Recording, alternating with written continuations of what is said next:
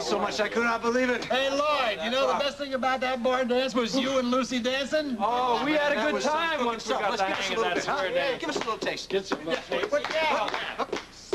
Swing your partner to the right. All I know is do-si-do, your old lady, and get her away from the sail. Come on, not after a long day of work at the diner. Clem, you're gonna finish filling out that permit or not? City Ballet. Deer season's gonna be over with by the time you get around to giving me my new hunting license. Just hold your horses now, will you? I gotta take care of your deer tag, too. You're all right. What's a deer tag? Oh, a deer tag. That's what they put on the deer after you kill it, so that the game warden can tell it's a legal catch. Well, you seem to know a lot about it.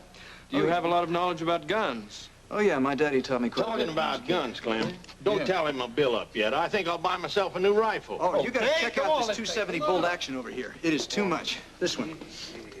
That's right. Come on.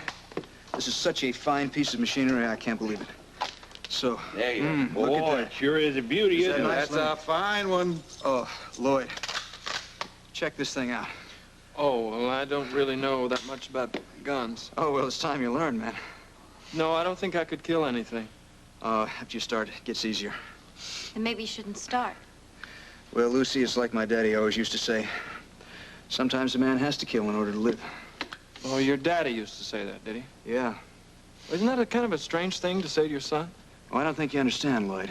We were real poor when my dad first taught me how to use a gun. I remember when he first taught me, took me out to shoot a deer. Nearly broke my heart to kill that beauty. But afterwards, when we were cooking that meat, I want to tell you, there is nothing like a venison steak on an open fire for a hungry boy. Am I telling you? No, there's nothing like it. Oh, really? Hey, that's... Too much. Yeah. Take a look at that. It's 12 gauge. It uses deer slugs. Hey, look, maybe I would like to get a right... No guns.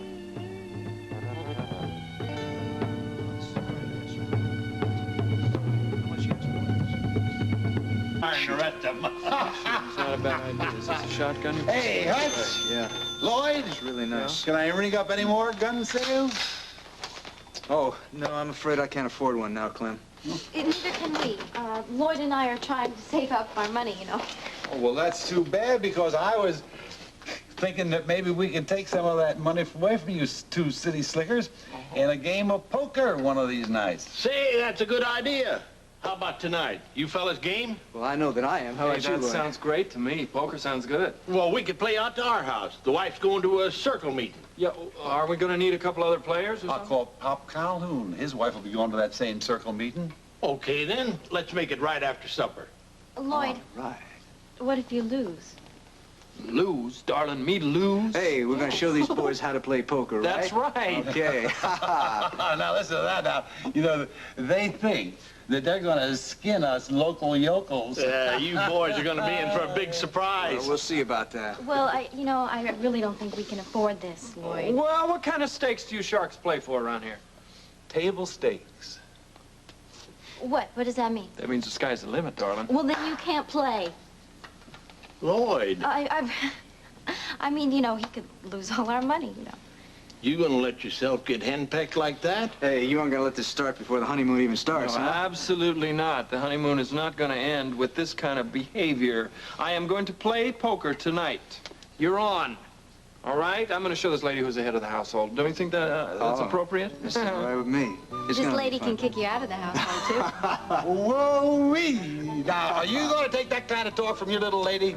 Well, listen, we'd best be getting back to the farm. You folks ready to go? I think we better. Thank you, Mr. Briggs. I will see you tonight. Believe you. I honestly can't believe you. Well, if you can't believe me, just come over here and touch me, because I'm for real. Touch me, baby. Touch me. Will you cut it out? Don't you realize what kind of a risk you're taking? Yes, I realize I'm taking a very big risk, but I trust that you will not abuse our living situation here and force me to make love to you. Will you be serious? I am serious. How do you expect me to retain my angelic innocence when all you think about day and night and day and night and day and night is this gorgeous body?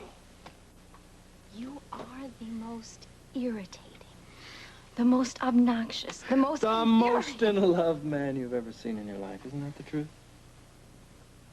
I give up. No, don't give up. Just give in and kiss me, you fool, before they deal the cards. That is what I'm talking about. Oh, really? Will you stop it, please? will you stop it and be serious just for a minute and listen to me? We can't afford for you to play that game because we can't afford for you to lose. We have worked so hard. We've slaved in that diner to make enough money to go to Fair Oaks. We don't even know how long we're going to be there. Yes, I know that. And you're still going to play poker. Correct. Okay, then I want a divorce. Oh, you're the most adorable thing I've ever seen. Oh, and you're impossible. Just impossible. That's better. Just let me hold you till your anxiety passes. It'll be all right. Luke, it was you who kept saying that we had to find out who the left-handed boy was. Yeah, I know. And it was also you who said that we have to decode the black book and that the answer is in the town of Fair Oaks. Yeah, so I'm playing poker tonight. What has playing poker got to do with getting to Fair Oaks? Okay, look, I think that your friend Hutch is probably the finest poker player that ever walked through Beecher's Corners. I'm going to watch him very closely tonight. I'm going to see the guy in action. You're not making sense. Makes a lot of sense to me. Then would you kindly explain it to me? Well, then would you kindly shut up and listen? I'm taking my shoes off. Oh, good. That ought to make you hear better. Hey, don't kick me! All right, now look. Hutch keeps saying that he doesn't want us to go off without him, right? You heard him down there in the kitchen that morning. He said he couldn't leave us, right? You can tell a lot about a man by the way he plays cards. And I need to know as much as I can about Jefferson Smith Hutchins. I thought you trusted him by now. Oh, I do. I do. I just want to... You just want to play poker. Okay, Mrs. Johnson, have it your own way. I just want to play poker, but, you know, I might end up winning a lot of money. Besides that, you know, my honor has been questioned. They called me a henpecked husband. Now, what can I do? I'll tell you, I can do two things. Number one, I can play poker. Number two, I can challenge them to a duel at 40 paces. Now, that's, madam, is your choice. Do you choose to see me laid out, riddled with sharpshooter's bullets, or would you rather see me sitting there holding up my head at the poker table? You're crazy. No. No, madam, but my honor has been questioned. Well, then you just better win. All right. Whoa. What do I get if I win? Huh? What do I get? What do I get?